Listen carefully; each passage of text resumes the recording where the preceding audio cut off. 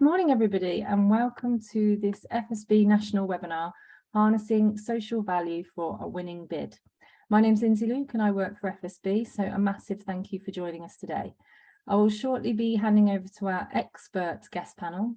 We have Tiia Sammallahti, from the CEO and founder of WhatImpact.co, Keith Lamb, Social Value and Supplier Coordinator for NEPO, and Claire Elsby, Head of People and Culture at Elsby and Co Accountants.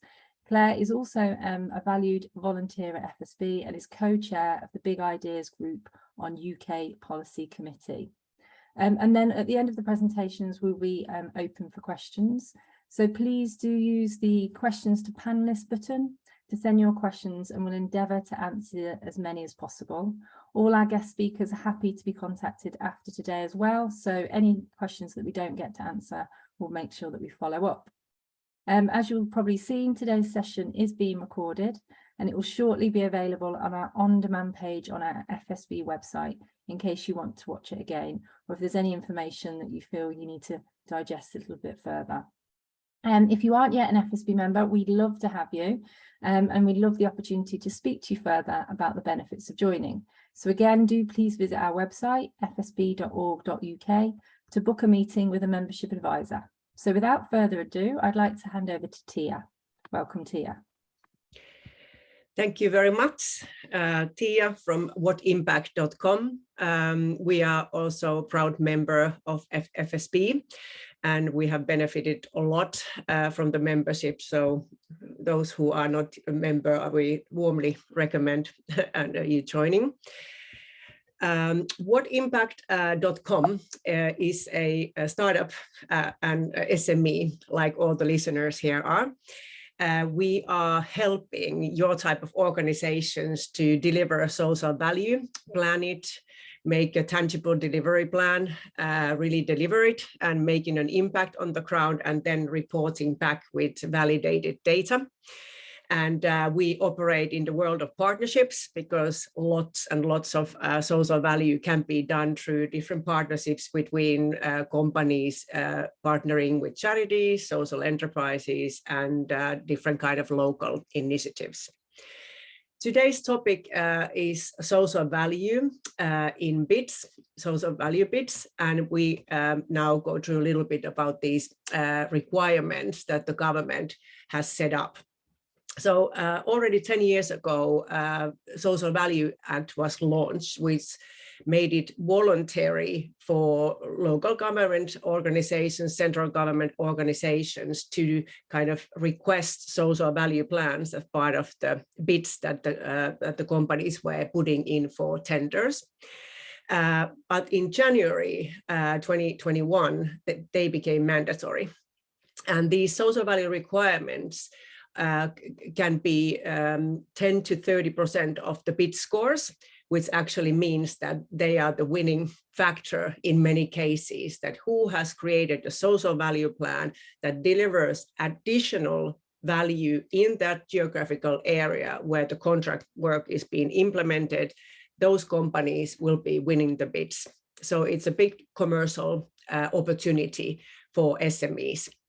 And one might think that, oh, why SMEs? It's hard work and this is complex matter. But actually, the whole Social Value Act and this procurement policy note, which was then enhancing the Social Value Act, it's been built exactly for the reason that SMEs and different social enterprises could be winning more contracts over the big companies, so they wouldn't just win everything, but the locally relevant organizations could be working for government. So this is a real opportunity for any SME to get more business. And one factor that I would enhance here is what is stated, in this slide. It has to be a plan which is qualitative. So you wouldn't just list something like numeric data that you will be delivering. It has to define how you're going to be making a difference on the ground. How are your activities changing the world for better? So social value consists of 4 different pillars. Community engagement, where you can help different causes on the ground, collaboration with local initiatives, charities, social enterprises through donations, volunteering. Then there is a supply chain decisions. So you should be deciding who you're going to be working with in your contract in more carefully, because whatever social value those organizations are delivering, they will be kind of coming to your bucket as well through the contract. Then very much in focus is anything related to employment and training. Government is really appreciating companies who can contribute to employment and training. And this doesn't necessarily mean that you have to employ a lot of more people or train your employees. It can be done also through external partnerships, and you can be helping people to get employed through partnerships as well. Also, then there are sustainable practices. Some of them are obviously already bound legally, but then you can enhance, maybe your product sustainability or how you operate as a business. So this can be then these pillars divided into kind of internal activities of your company, what kind of actions you make internally to make a difference in these pillars, or then what kind of partnerships you will be creating in order to create impact through these categories. Tender-related social value plan is always specific for tender, but we recommend, and which is kind of makes most sense, is that your company has your own kind of vision, mission, values, how you operate. Also, because you all operate in different industries, you have different kind of natural capabilities and resources that you could be putting into the good use. So those should be kind of the baseline of your whole social value strategy. And then when you start to build in the actual tender-related social value plan, it should stem from what already is kind of your own natural strength. And also the tender-related social value, of course, then helps your whole company to build a reputation and engage with your employees. So it's not something separate and kind of like non-related to your everyday life, but the tender-specific social value has to be anyhow explicit to the tender. So specific exactly for that tender, it has to be taken place in geographical area which the government have defined in their bid. And also it has to be quite tangible. So it cannot be just some high-level description which kind of doesn't tell anything. It has to kind of seem that you have really thought about it. And if you were to win the tender, you could actually implement it. And therefore, this seems, and it is also quite a complex matter, but if you get on with this social value strategy and kind of your internal planning early on, like starting today, you will be prepared, and it's going to be then eventually quite easy to build these plans and implement. SMEs have a lot of traditions in local community engagement. We operate with lots and lots of SMEs, and they first time when we talk over the phone with them, they many times say that, oh, we don't know anything about social value and we don't really have any social value strategy.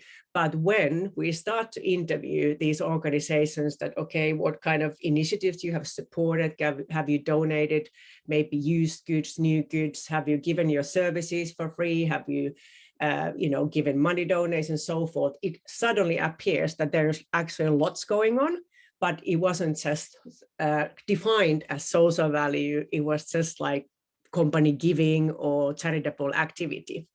So there is a lot of knowledge in local companies about very tangible community engagement. So take advantage of that. You also, as a small company, have a much knowledge about certain areas that you operate, much more than bigger companies who might never even visited the area where they're bidding. You already know lots of organizations and also kind of social and environmental issues that are important. And also you are much more agile to do things.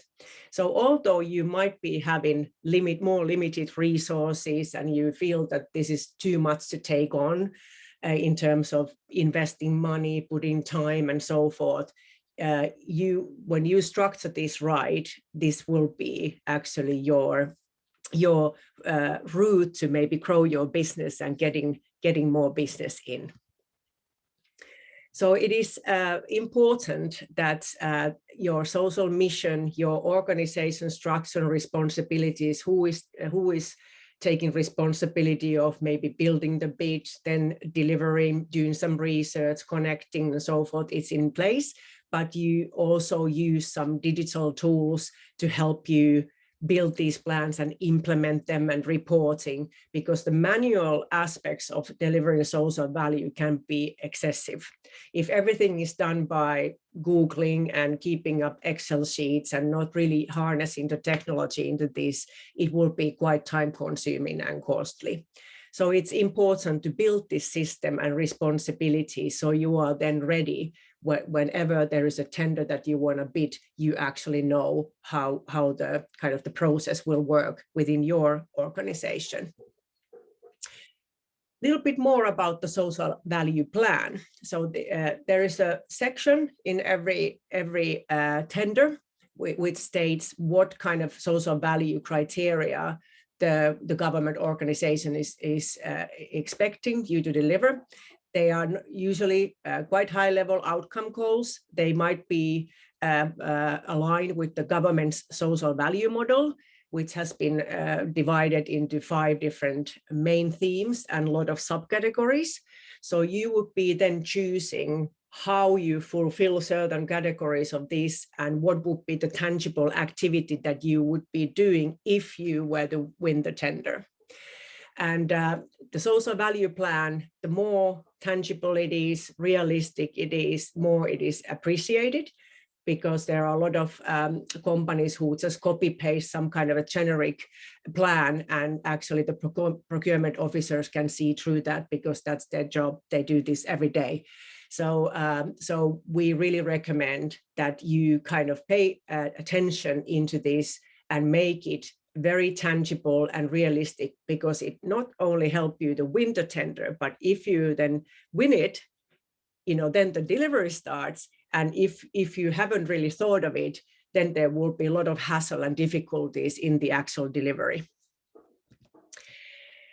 So you can start already today kind of scouting what are actually already social value activities that your company does, just listing them and making an inventory, because then you can kind of build above that, and you can start to think about also what kind of capabilities and resources your company can invest into social value, because it's so different from industry to industry. For instance, if you are a small IT company and you're bidding for tender, it's very unlikely that you could suddenly hire 10 apprentices, or you could actually volunteer in totally different city physically. But then when you build this plan with a certain knowledge that you can obtain from materials and using the tech, you can actually do very efficient volunteering plans from the distant, for instance, and also you can then start to define kind of how could you actually deliver, for instance, employment-driven activities without hiring those apprentices through the partnerships. So it's very important to kind of do an overall inventory of what are the resources that you could be contributing to the social value, and what are the capabilities that the society could be benefiting from. Eventually, it is about the right match. So when you're trying to look for partners to partner, those organizations who actually deliver beneficiary work, they do some environmental actions, or they are working with some social problems on the ground. It's very important that you match with right organizations who can support you with your goals. And this matching is probably the most time-consuming and costly to manage. And therefore, we strongly recommend to kind of think about what kind of matching technology and digital platforms to use to reduce the time of finding these kind of partnerships. Reporting back is very important, and not only for the contract purpose, but also, of course, you can utilize this kind of amazing impact data to communicate to your other customers, your employees, investors. Any social value activity is beneficial for company reputation and employee retention and so forth. So whatever you do in terms of social value, it's important that you have validated qualitative data on what have you actually achieved. And the reporting is very important, because also companies who don't report and cannot evidence, they can be even losing contracts. So you need to report back in quarterly basis to your procurement officer. And if this is also planned in your whole social value operational circle and process, this is not going to be eating up too much of your time, but unplanned, it will be then creating a lot of hassle, because you have to start finding this information, and as a hindsight, it's very difficult. So social value has a huge potential for exactly companies like you. You can definitely create more business, you can build your brand, and you can really live your mission. The companies who have some kind of a social mission and other purpose than just making money are the ones who actually will be winning in the future. So it's very important to raise the value of your company as well. Also, these community contributions, donations, money donations, product, service, even volunteering, most of them are tax deductible. So these wouldn't be just burdening your company economically. You will get corporate tax deductions.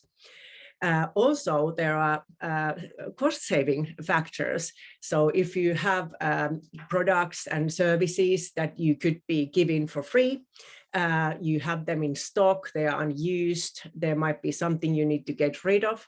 Sometimes, if it's anything useful, there will be always organizations who will take it from you, and yet you will be getting these social value benefits. Also, there is always a room for innovation. There are lots of stories when companies have started to work with charitable organizations, with initiatives, and they have actually created new business ideas or product ideas. So it can be also a route to innovation. So if you want to get started and start building your social value strategy and start taking advantage of it when bidding for government tenders, start the inventory now, start to think about your strategy, start thinking about what you already have and what is your company mission and what you could be offering to the market in maybe different parts of the country, different parts of the region that you operate in. Then, of course, the genuine willingness and desire to make a difference is very important. There are still companies who are just ticking the boxes and they have no intention to really contribute. And I think the time has passed for these kind of activities, because local authorities, other government bodies, they have started to see through this. Also, start thinking about the processes and systems, meaning technology, that you can harness into this overall process. Because when you then eventually want to start building a bid for certain tender, it's too late at that point, because these things take a little bit of time.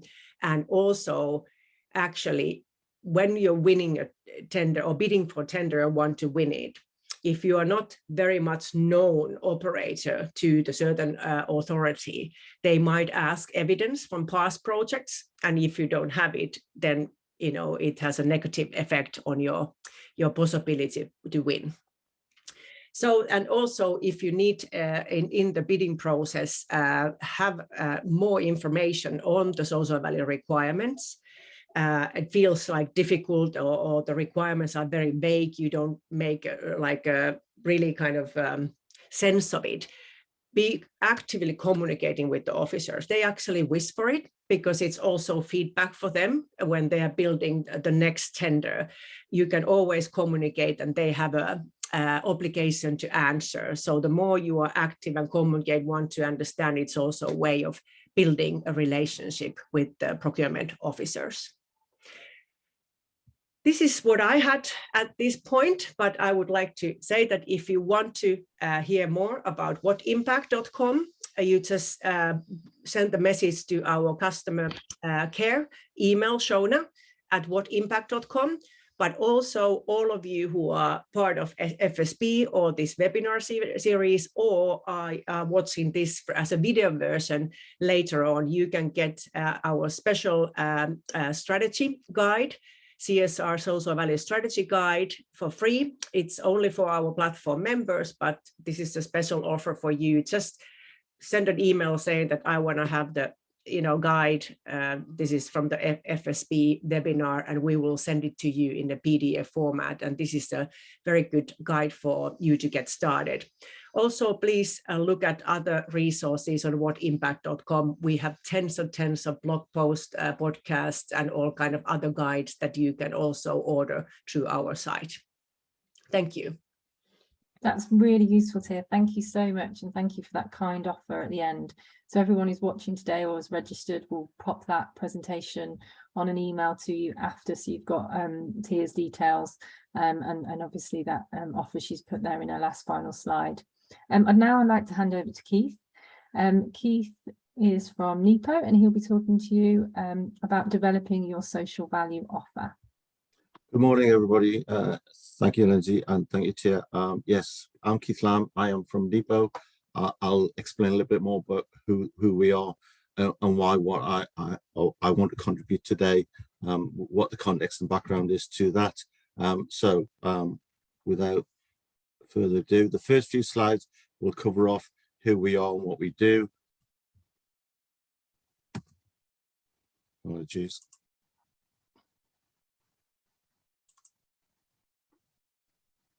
Okay, this is what will be covered. As I say, a couple of slides to talk about NEPO, who we are, what we do, just so that you have some confidence and understanding in terms of where my messages are coming from.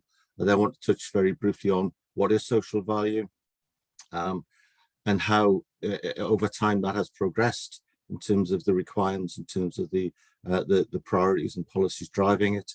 What does it look like? It shouldn't be a surprise, but there are some ways in which you can understand or develop your understanding of what it might look like. To illustrate that, I will give you an overview of our approach to social value and then some examples of what delivery on the ground actually looks like.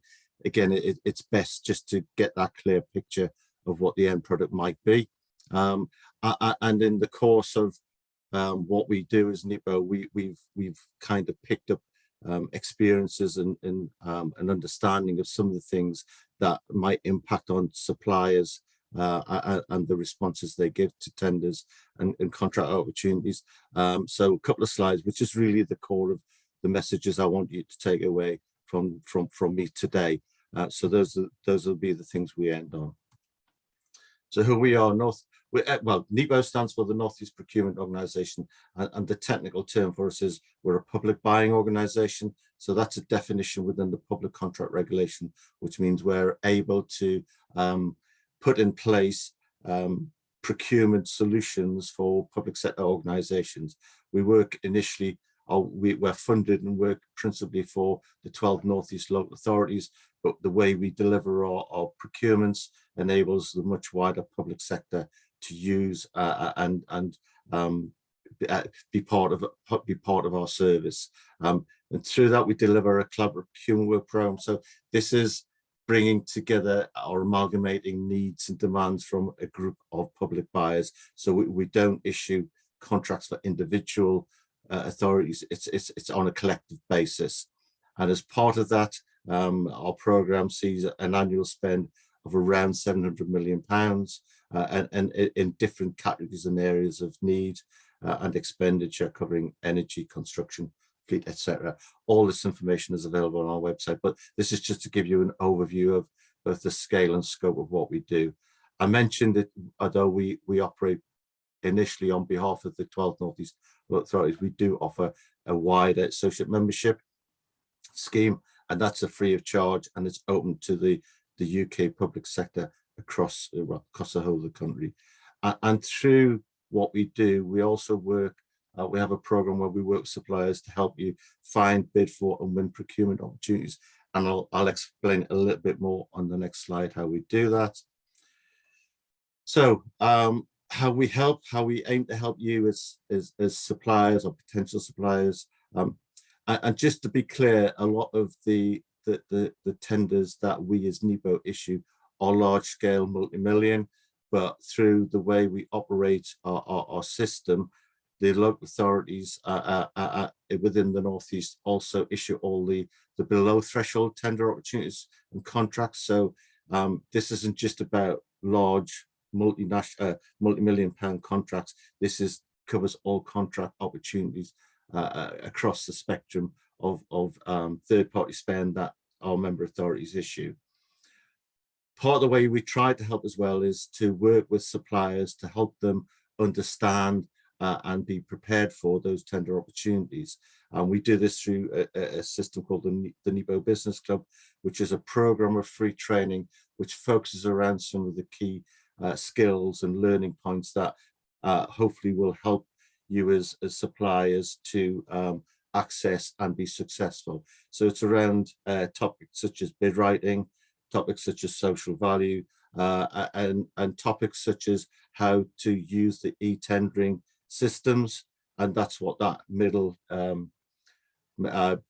is, the NEPO portal. So as part of our service to our member authorities, we operate the NEPO portal, which is the e-tendering system, which is where you as suppliers can go to locate and access those tender opportunities. And as I say, that's tender opportunities across the full spectrum.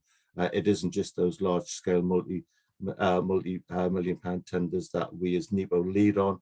Our member authorities use the portal for all their requirements. So being, and just to be clear, this is our portal. This is our mechanism for meeting the requirements of the public contract regulations, but of being open and transparent and fair to all. But we are aware that there are multiple portals available in the UK for tender opportunities. But we focus clearly on our system, and we offer advice and guidance support on that. Having said all of that, our portal is built on an existing platform called ProContract, and Proactis are the company who deliver that. That might be a name on a platform you're familiar with because it's used by us, but that contract with them has come to an end, and we have spent some time on developing and building our own new bespoke e-tendering system, and that's called Open, and that's due to launch next month. So just to kind of add to the confusion, if you like, we are changing our system from the NEPO portal to the Open system. And as I say, for those of you who are already familiar with NEPO, who might already be signed up on the NEPO portal, you'll get further information and guidance on switching over to the new portal in the coming months.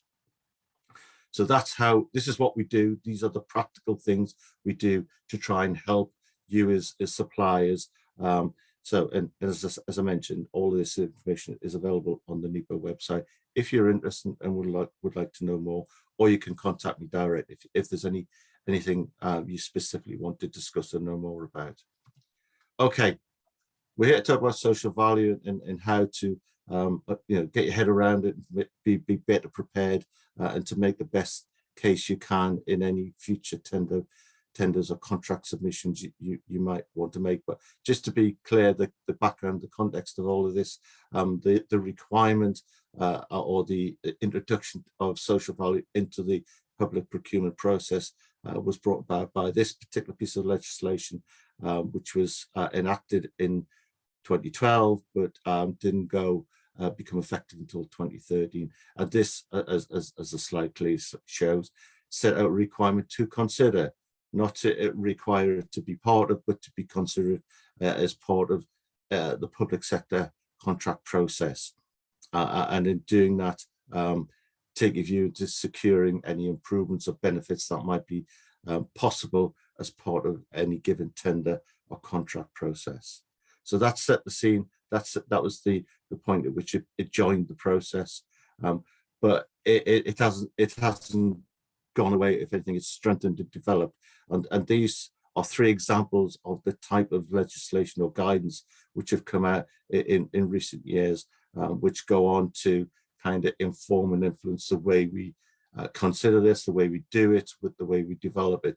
The first there, so these are public policy notices. These are procurement statements that introduce, as I say, new requirements, new guidance on public sector contracting bodies, contracting authorities, in the way in which they address social value. So the first one, labeled PPN 620, came out in September 2020. That, if you like, elevated the stakes in that it became a firm requirement, and at that point for central government agencies and organisations. But what tends to happen with these notices, these new set of guidelines, they come out at a certain level, usually because it's through the Cabinet Office. It starts with central government and their agencies, but it filters down into the whole public sector contract procurement regime, and that's the case with this. So it didn't use the requirement and a minimum 10% weighting to be considered. It also set out a set of government priorities around a social value model. The notices in 2021 around the National Policy Procurement Statement just built further on that and introduced some specific national priorities that need to be considered as part of the social value elements of public tenders. And that final one is a very specific piece of requirement around carbon reduction plans. Again, just mindful that these apply at very high value contracts, but again, what starts at that level tends to filter down into the customer practice of public sector procurement. So just to be clear, it's there, it's not going away. If anything, it's getting stronger. So what should it look like? Well, you shouldn't need to guess when you're considering a tender or contract opportunity. It should be set out in the procurement documents. It should be clear what those requirements are for social value, and from that you should understand what is being looked for. It should also, before it gets to the point of publication, be informed and developed by consultation with you, the suppliers, or the organisations who would be expected to come up with proposals and deliver this. But it should also be about what is above and beyond what is expected within the contract as part of the core delivery. And it can, and as I say, this is flexible. Different buyers will have different priorities, but it can tend to revolve around job creation, skills, support for the unemployed, apprenticeships, support in local communities, and a contribution to net zero and the decarbonisation agenda. NEPO's approach. So when we issue tenders where we require social value to be part of that, we have a strategy, we have a policy which is built around these 6 stages. So it is focusing around opportunities. It is about recognising their opportunities for SMEs as well as part of that. For the Northeast economy, the SMEs are a significant element of our economic landscape. So we're clear that part of our policy and strategy for social value is to increase opportunities for those. Again, inclusion, big areas of deprivation and need across the region. So we do include inclusion as part of our strategy, promoting employment and economic sustainability, also understanding and recognizing the impacts of business on the environment and how we can, through the social value agenda, address some of those, and making social value a part of the sustainability agenda and influencing it through the public sector contract process that we manage and our member authorities deliver on a daily basis. So what does delivery look like? So we as NEPO have used social value quite well from 2017-18 onwards, and we built it around a particular model, which you may have heard referred to as the social value portal model, which they developed jointly with the LGA. But through that model and through our approach to social value, these are just some examples of the type of on-the-ground delivery that we've evidenced and come across as part of our contract. So Emerald Hall Dairy is a small dairy based in Dalton on our milk contract. So as part of their response to the tender, they committed to switching the way in which they deliver the milk from bottles to pouches, and that had a huge impact on reducing plastic waste. Quite simple, quite effective, and that was something that we've used and we're promoting as a practical example of how even small in Emerald. Well, 4 of these 5 examples, I should stress, are all SMEs. The one larger is the EDF. Seymour Civil Engineering, under the Civil Engineering Framework, as part of the work, they were awarded for the building a new bus station in Durham. They've worked with local communities and local schools, so they've used their workforce, their skills, their materials, and have built some community facilities around new paths in a growing area, which, as I say, are used by the community and the local schools. First Coverall, a very small organisation, actually based in Kent, but they are a supplier to our member authorities, supplier, and that was through the Workwear PPE contract. So again, just using what they have to offer, they were able to donate safety equipment for use of small local community beach cleaning projects. So again, just small scale but effective. It meant those communities were able to improve their local environment. EDF Energy, the largest supplier on this list of examples, again using their knowledge and expertise, and we understand that that knowledge and expertise extends right across all business types. So if you've got those and you think you can apply them in a local area to benefit that area, in this particular example, they used their technical knowledge to support the installation of solar PV arrays in schools, 2 schools actually, and they also donated to the cost of those PV arrays.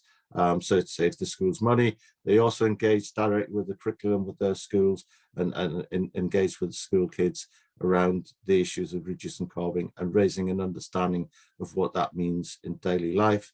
And finally, Oxygen Finance, under our early payment service, so topical for today, they deliver a scheme, a system within the Northeast for our authorities, which enables accelerated payments under contracts, subject to a discounted rate on those payments. So through the work they're doing with our authorities in this region, they've created jobs, and they're also working with the local universities to help support young people into work with help on CV and interview preparation. So the purpose of these examples, just to give you the range of different types of approaches, the different types of delivery on the ground, the different types of beneficiaries, and to make the point that these are mainly SMEs as well. So it's not just about the big boys, big boys and girls, big employers, large employers. This works at all levels, and we've demonstrated that. So things to consider. I mentioned as part of the national guidance, the introduction of a minimum 10% weighting, and I think you'll find that this applies in most examples of public sector contracts where social value is introduced. But it is clear, we are seeing a trend towards some buyers increasing those weightings up to 20, and then I have seen examples of 30%. So as an impacting factor on the decisions or outcomes, it's great. It's gaining significance and increasing impacts. And I have seen a poor social value cost a supplier a contract. When it was around 10%, some suppliers took the conscious decision to not even submit, and that's cost them. But with this trend towards higher levels or higher weightings, then there is a a likelihood that a good social value offer can actually win you a contract. So please bear that in mind.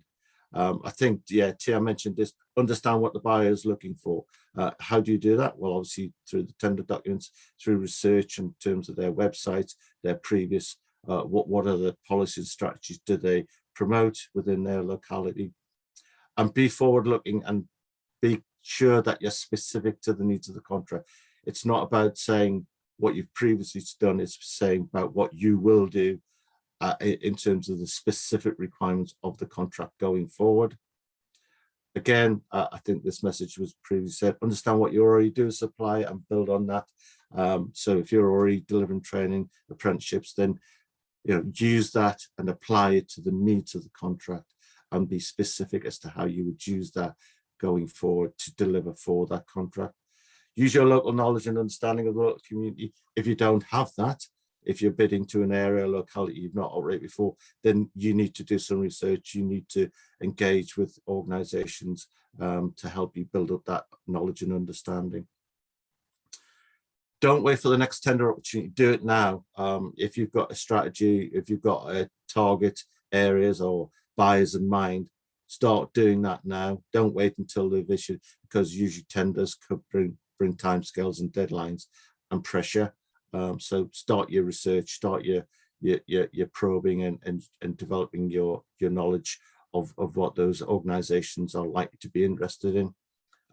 You can and you do deliver without, you can do this without even need to the motivation of a specific tender. You can do this work now. You can be doing some of these things in your local areas with your local community, and that gives you confidence, it gives you an understanding, it gives you a track record that you can build on and incorporate into future tender submissions.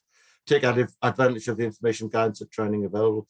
I've mentioned what NEPO offers. Please check out our website, but Tiia made an offer there as well in a presentation. Take up those offers and clearly the FSB put on events such as this, so when they're available, take advantage of them. Build, as I say, all about building up your knowledge, your understanding, and your confidence. In terms of the opportunities, actively participate in those consultation activities, because they really are used by the buyers to inform what ultimately goes into the tenders. There's no point in incorporating requirements which are unrealistic, unachievable, not proportionate. So they need your feedback and they need your expertise, because you do these things. You're doing these things now, and that can be used to legitimately inform and influence what comes out in the final tender. If in doubt, ask questions both at pre-tender stage, but also as part of the post-tender publication. And I say to any suppliers that I engage with, speak to me now. You don't have to, again, you don't have to wait for a specific tender opportunity. If you've got questions or if you want advice, contact your local, if you're not in the Northeast, who is your local PBO, who's your local authority contact within public sector, and speak to them about what their approach is. And that leads into that final point. Continually network with local authorities and wider buyers.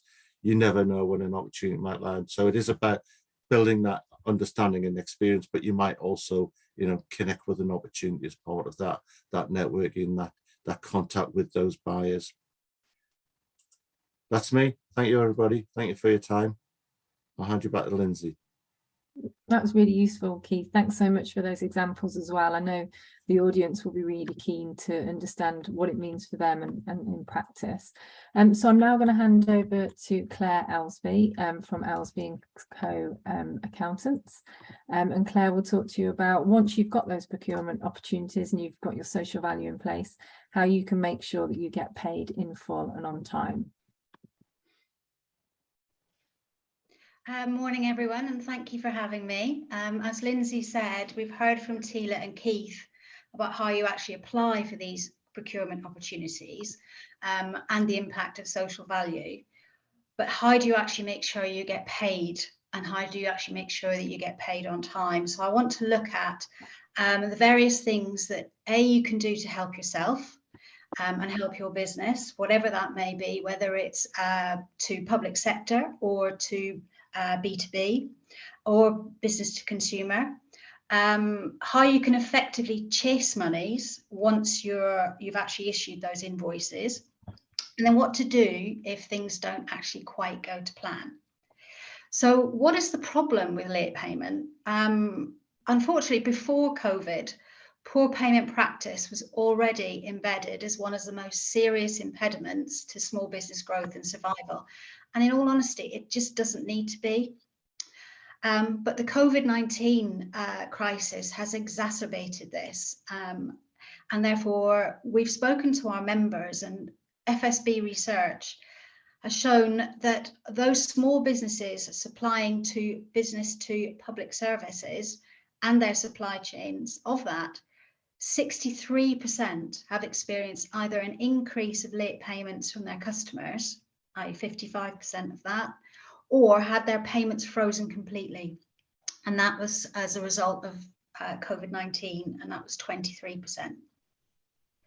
So of those small businesses supplying to the public sector, 13% have experienced an increase in payment terms from customers as a result of COVID-19.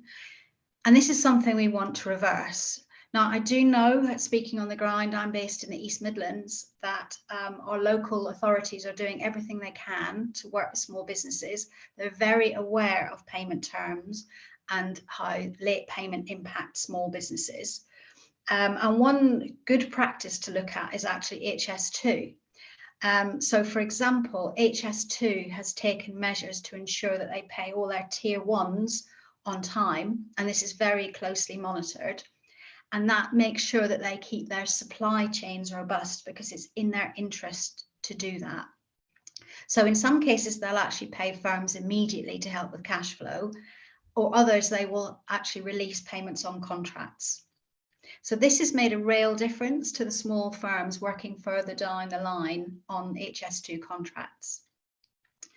And HS2 actually has a policy of using project bank accounts, which is something that we like to see local authorities use, because then that means there's transparency across the board for all those projects that the various local authorities are working on, and it helps speed up payment terms. So if I'd like to go to my first slide, which is how you can actually help yourself get paid on time. So what we don't want is, we don't want late payments to give you sleepless nights. So these are some simple tips that you can take, and this doesn't necessarily matter whether you're going for procurement or whether you're working for any business sector, any customer.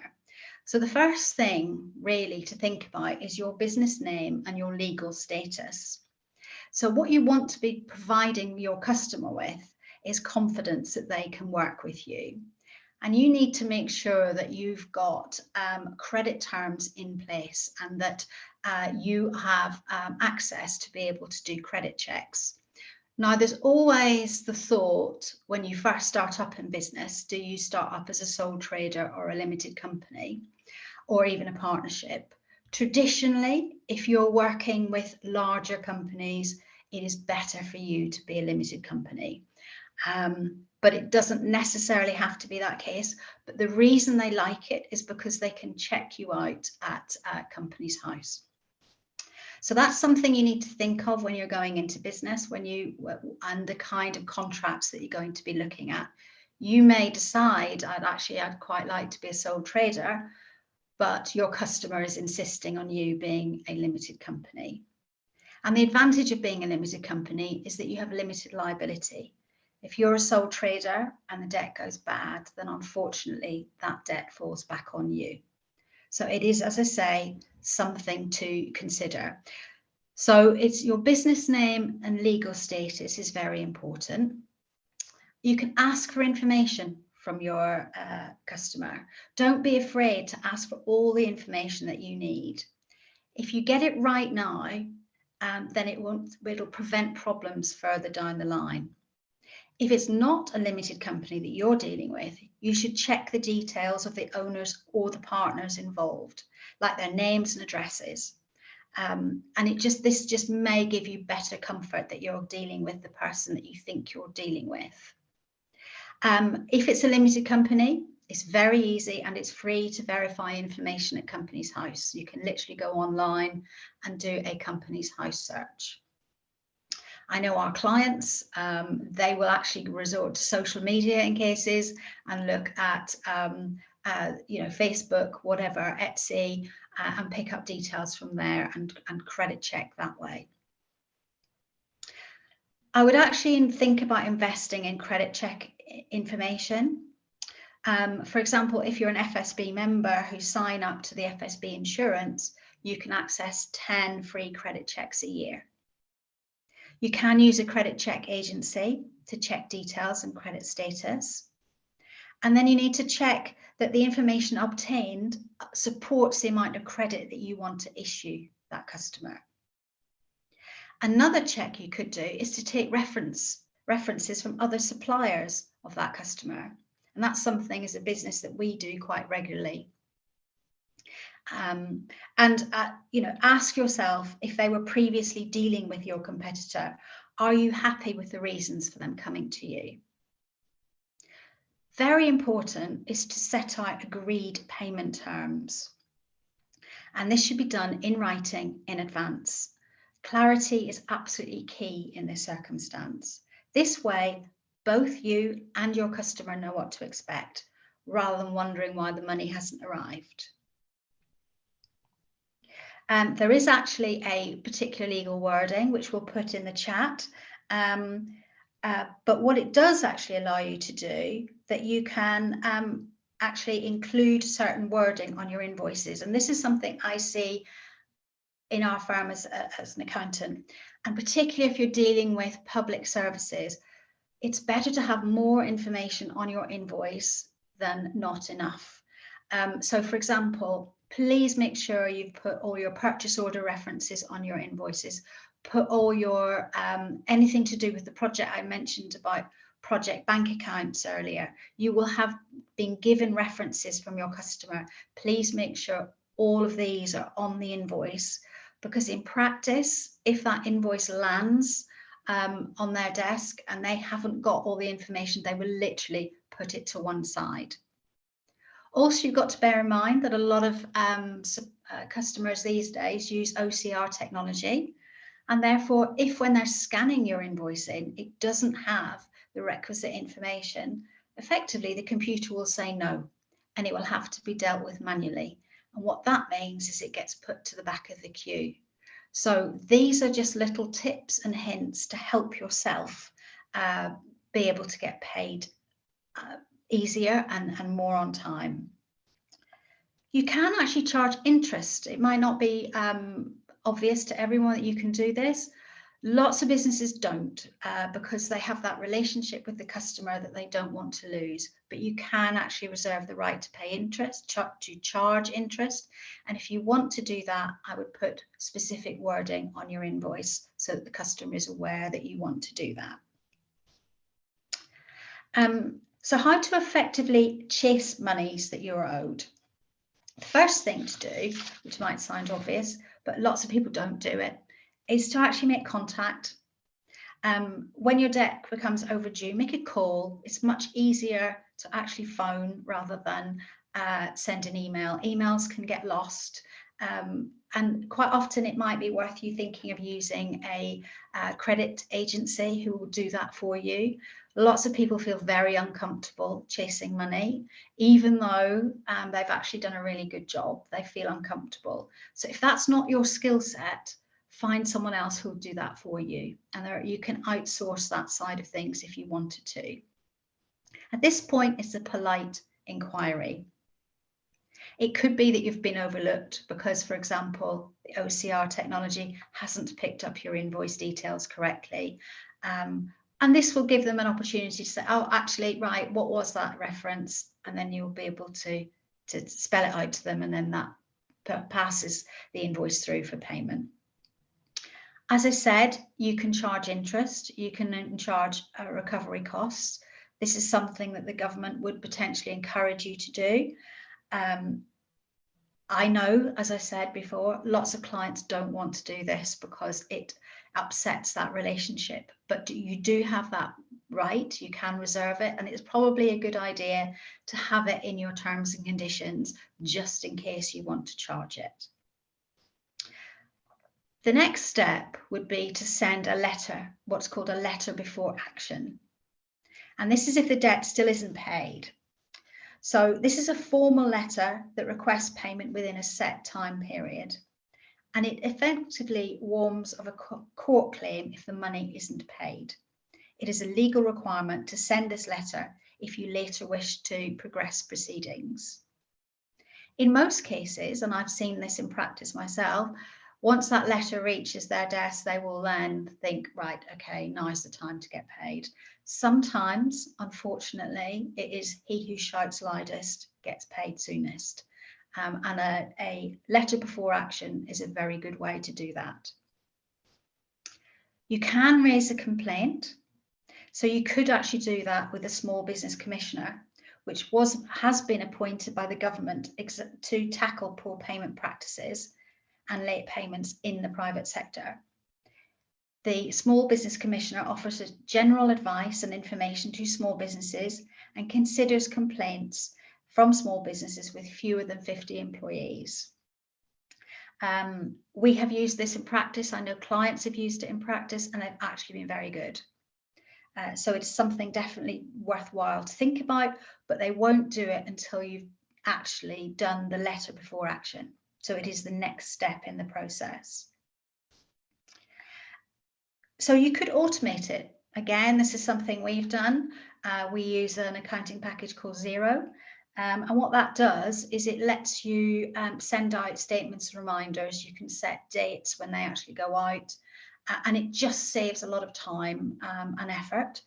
Another thing we've done is we use something called Stripe, which is a payment service which you actually embed in your invoice.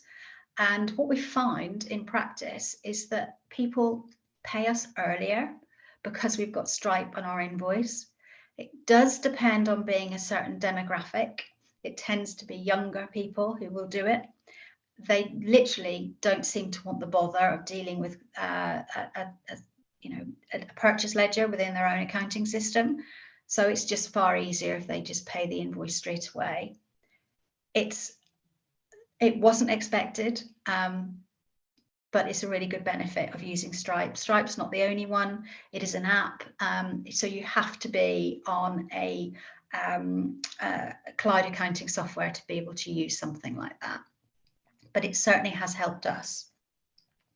Again, if you automate your statements and reminders, you can actually have templates. We've got templates within our Xero software which will generate the letter to action. If you're unwilling to actually write off the debt, you could always hang in there and see if you can get some more reminders. You can make phone calls. You can actually turn up on somebody's doorstep. I have seen that before. But alternatively, you could involve a third party. So that could either be a professional debt collector or a solicitor. But sometimes your only recourse is to take a debtor to court. And this can seem very, very daunting, but hopefully it won't get that far. So what I'd like to talk to you about next is if it's got to that point.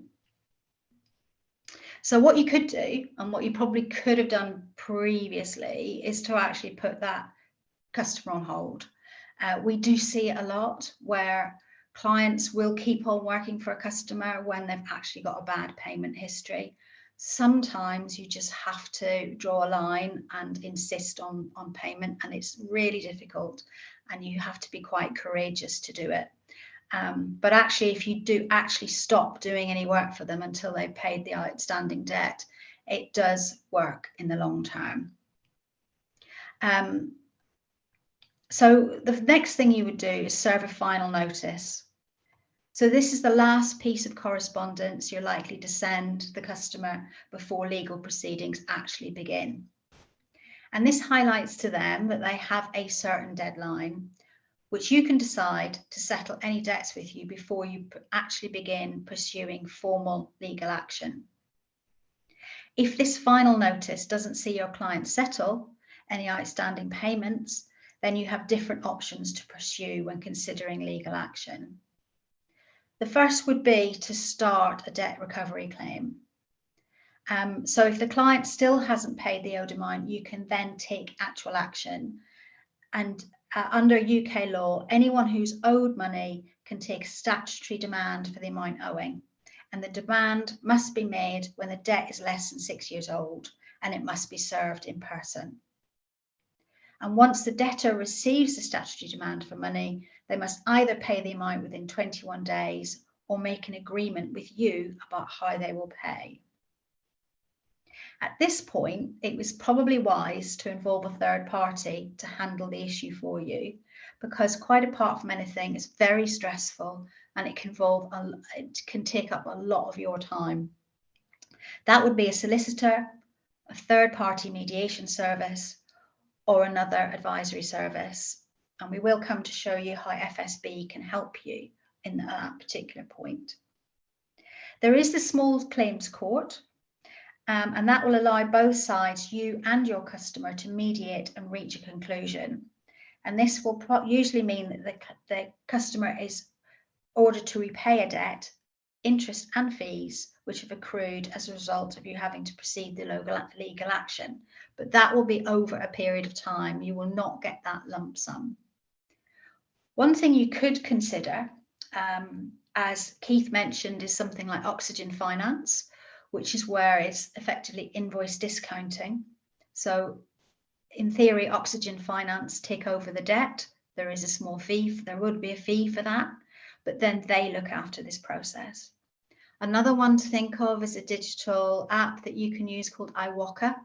So again, they take over the debt on day one. It's their responsibility to collect the debt. But again, as always in these circumstances, there's a commission to be paid. There is the traditional invoice discounting, or what we used to know as factoring. And that can be confidential factoring or not confidential. So in other words, with confidential, your customer doesn't know that you're using that service. They deal with you all the time, or they can deal direct with a factoring company. So it just depends. You have those options. And finally, what you can do is use the FSB debt payment service. So maybe I'll hand over to Lindsay at this point and she can give you a bit more information about that.